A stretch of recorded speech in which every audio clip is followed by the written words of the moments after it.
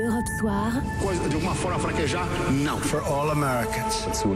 Если да, dalle istituzioni.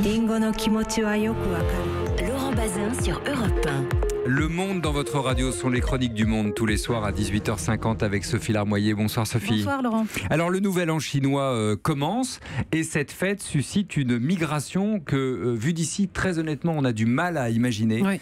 Ce sont, tenez-vous bien, des centaines de millions de Chinois qui, ces jours-ci, depuis le début de la semaine, se sont jetés sur les routes, dans les trains, dans les avions, pour rentrer à la maison. 1,5 milliard. 1,5 milliard. Vous aimez bien apprendre de nouveaux mots, je sais Laurent. Alors sachez qu'en ce moment c'est Chunyun. C'est la période touristique qui entoure le nouvel an chinois. Chunyun dure 40 jours. Ça a commencé le 1er février et c'est donc le moment dans l'année pour retourner voir sa famille, où qu'elle soit dans le pays, puisque les Chinois migrent beaucoup à l'intérieur de la Chine pour trouver du travail ou pour aller étudier. Donc là, c'est un départ en vacances massif. C'est tout simplement la plus grande migration annuelle au monde. Donc énorme tension sur les transports publics chinois. Oui, forcément, avec près d'1,5 milliard de Chinois qui voyagent. Alors ils prennent pas tous le train, mais si vous comptez le trajet aller puis le trajet retour, on estime que 70 millions de personnes seront en chemin chaque jour pendant cette période. Donc on est bien d'accord, c'est plus que toute la population française. Oui. Et il y aura presque 400 millions de Chinois qui vont prendre le train. Là, c'est plus que la population américaine. Ce qui provoque évidemment des scènes hallucinantes dans les gares, des trains bondés avec des passagers debout dans les travées. Certains vont faire plus de 20 heures de voyage comme ça, debout. Pour environ 60 millions d'enfants, ce sera l'occasion de revoir leurs parents pour quelques jours avant que ceux-ci ne repartent vers leur travail à des centaines, voire des milliers de kilomètres. Les enfants vivent avec leurs grands-parents, par exemple, dans la famille. Ce sont souvent les grands-parents qui prennent le relais et donc une fois par an, les enfants voient leurs parents. Ça veut dire que cette semaine, l'économie chinoise tourne au ralenti ? Alors oui et non. Oui, dans la mesure où des usines, des entreprises ferment pendant quelques semaines faute de main-d'œuvre. Et d'ailleurs, c'est une aubaine pour certains employés qui, eux, décident de faire une croix sur la trêve du nouvel an lunaire. Par exemple, dans la restauration, leur employeur paye un salaire triple ou des primes pour ceux qui restent. Donc vous l'aurez compris, il y a des secteurs qui profitent au maximum de ces vacances de masse parce que la classe moyenne en Chine est de plus en plus importante et son pouvoir d'achat également. Pendant la trêve du nouvel an, on fait du shopping, on va au restaurant en famille. L'an dernier, cette consommation-là a généré l'équivalent d'environ 106 milliards d'euros uniquement dans le pays. Énorme. Et puis certains en profitent pour voyager à l'étranger. On estime que cette année, il y aura 6,5 millions de touristes hors de Chine pour Chunyun. On devrait voir quelques quarts de vacanciers chinois à Paris ces jours-ci. Donc vous voyez que c'est vraiment étourdissant comme proportion de migration. Merci beaucoup Sophie. Vous parliez tout à l'heure des enfants chinois qui voient leurs parents plus exactement 3 jours par an au moment du Nouvel An. On va vous parler maintenant d'enfants libanais. Parfois, on a des enfants qui manquent de respect vis-à-vis de tout le monde, des profs ou de la religion. Écoutez bien cette histoire qui nous vient du Liban. Bonsoir Antoine Garibal, à Beyrouth. Bonsoir. Pour Europe 1. C'est l'histoire de 2 adolescents musulmans qui ont, on va dire pudiquement, un peu flirté avec une statue de la Vierge Marie. La punition a été exemplaire. Ça se passe à la frontière avec la Syrie, c'est-à-dire dans le nord du pays.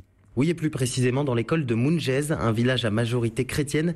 Les faits remontent au début du mois. 2 lycéens entrent dans l'église de leur établissement et ils ne trouvent rien de mieux à faire que de décrocher la statue de la Vierge Marie. Ils se filment en train de l'embrasser, de se prêter à d'autres pratiques pas très catholiques. Ils envoient ensuite la vidéo à leurs amis, mais ces images, elles arrivent jusqu'aux autorités. Et les 2 jeunes hommes, ils sont arrêtés avec l'obligation de comparaître au tribunal. Oui, et ça plaisante pas au Liban avec ces faits-là, puisqu'ils ont comparu la semaine dernière. Ils étaient passibles d'une peine d'1 an de prison, mais ils ont trouvé une juge qui a trouvé une autre solution, elle. Oui, la juge Jocelyne Mataille de confession catholique et le code pénal l'autorise à remplacer la prison par une mesure qu'elle jugerait plus appropriée. Ce qu'elle a fait, la magistrate a pris un Coran, lu aux 2 ados une sourate qui évoque le caractère sacré de la Vierge dans l'islam et prononcé la sentence, condamnation à apprendre par cœur les versets qu'ils venaient d'entendre. Dans le palais de justice, des médias locaux rapportent cette scène assez burlesque des 2 jeunes profanateurs encadrés par les autorités en train d'apprendre puis de réciter ces passages sacrés. Ah oui, parce qu'ils ont dû le faire sur place en plus, juste après le procès. Alors c'est une première, c'est ce que vous m'avez dit en préparant cette émission, Antoine. Elle a été bien accueillie ? Oui, parce que vous savez, le Liban compte 18 confessions et cette peine, elle évite habilement toute accusation d'une justice à caractère confessionnel. Le Premier ministre Saad Hariri a évoqué sur Twitter le summum de la justice. Un évêque et un cheikh se sont même entendus pour créer une commission commune, un moyen d'éveiller les jeunes sur l'importance du dialogue entre les religions. Voilà, tout arrive, ou plus exactement pour le Liban, tout revient. Et c'est tant mieux. Merci beaucoup Antoine Garibald depuis donc Beyrouth. Sophie, une histoire étonnante au Gabon maintenant. C'est l'histoire qui fait le buzz en ce moment au Gabon. On parle d'un nouveau-né qui a été retenu dans une clinique pendant 5 mois. Ouais, 5 mois c'est long. Alors le bébé prématuré avait commencé sa vie en couveuse. Ça arrive, mais quand il a été assez en forme pour rentrer chez lui, la clinique a refusé de rendre le nourrisson à sa mère parce qu'elle ne pouvait pas régler la facture d'hospitalisation, environ 3 300 €. Alors une collecte de fonds a été lancée dans le pays. La maman a pu récupérer son bébé. Ça a fait un énorme scandale. Et le président Bongo a décrété, parce que c'est pratique, on décrète la gratuité de l'accouchement au Gabon à partir de lundi prochain. Pour toutes les femmes, donc désormais c'est gratuit. Très bien, parfait. La sécurité sociale vue par Monsieur Bongo. Voilà. On avait parlé du jour zéro qui approchait dans la ville sud-africaine du Cap il y a quelques semaines.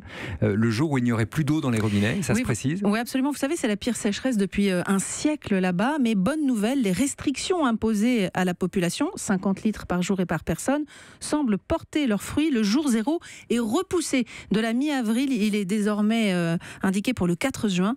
En revanche, la situation est si grave que la situation de catastrophe naturelle a été décrétée dans le pays et c'est désormais le gouvernement qui gère la crise. Et puis on parlait de rush dans les gares chinoises que vous nous décriviez tout à l'heure et qui a provoqué une scène un peu surréelle. C'est votre bonus du jour. C'est ça. Dans une gare bondée du sud de la Chine, une voyageuse inquiète qu'on lui vole son argent a refusé de laisser son sac à main passer seul dans le scanner à bagages. Elle ne l'a pas lâché. Elle s'est donc mise à genoux sur le tapis roulant et elle est ressortie de l'autre côté. Dans le scanner à bagages. Dans le scanner à bagages. Elle est ressortie avec son sac à l'autre bout devant les passagers stupéfaits évidemment. Une vidéo de très mauvaise qualité fait un carton sur les réseaux sociaux. Rappelons tout de même que les rayons X de ces scanners sont parfaitement nocifs. Oui, absolument. Voilà. Oui. Merci Sophie Larmoyer.